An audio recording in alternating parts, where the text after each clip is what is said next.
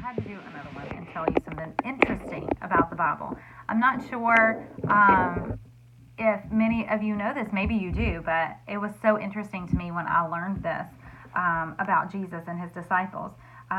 So you read this, and you'll read it several times throughout the New Testament or the Gospels. If you don't know what the Gospels are the books of Matthew, Mark, Luke, and John, because they're the first four books of the New Testament, which is the second part of the Bible. They're called the Gospels because they present the gospel, the good news of Jesus Christ. But you'll read throughout those, many times Jesus is just like walking around, and he sees somebody and he says, "Come follow me." And it says they leave everything and follow him. And that seems kind of crazy, right? So just for instance, this part, John chapter 1, because we're still in John chapter 1, verse 43, the next day Jesus decided to go to Galilee. He found Philip and said, "Come, follow me." And Philip did. He did. And that is incredible. And you'll read that about a lot of the disciples, that they sometimes they left their boats, or they left their father even. And they just went and followed Jesus. And it's hard to wrap your mind around that. Like, I don't know that I would ever be like, on the beach somewhere, and some random walks by and says, "Hey, come follow me." But their culture was very different. And those words were very different. Here's the thing. These guys that followed Jesus, the disciples, they had missed their shot. They'd missed their shot to be disciples of a rabbi, which is a teacher of the law, which was the Bible at that time, before the New Covenant, before the New Testament, before Jesus came. They'd missed their shot. More than likely, the rabbi in their area didn't think that they were smart enough or talented enough or whatever. And they went on to learn a trade, many of them fishermen.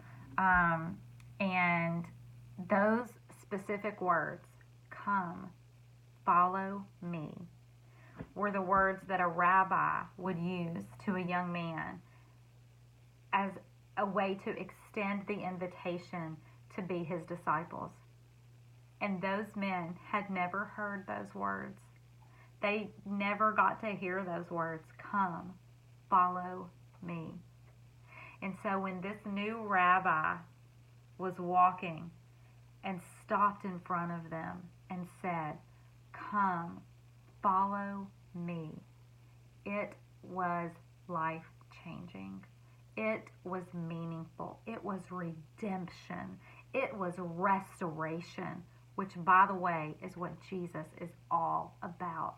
That is why he came. He came to redeem. He came to restore. And he did that right off the bat with the people that he chose to be his disciples.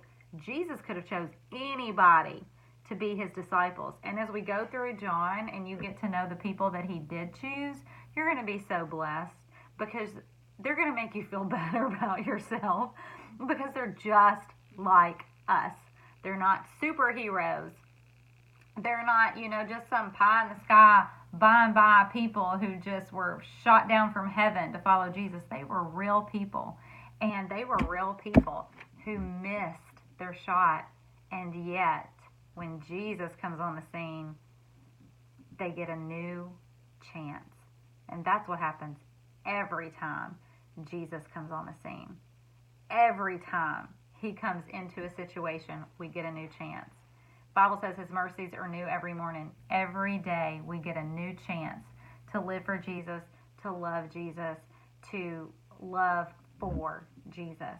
So maybe that little tidbit will bless you if you didn't know that it was so meaningful to them and so powerful to them, because they thought they would never hear those words. And all of a sudden, Jesus says, "Come follow me."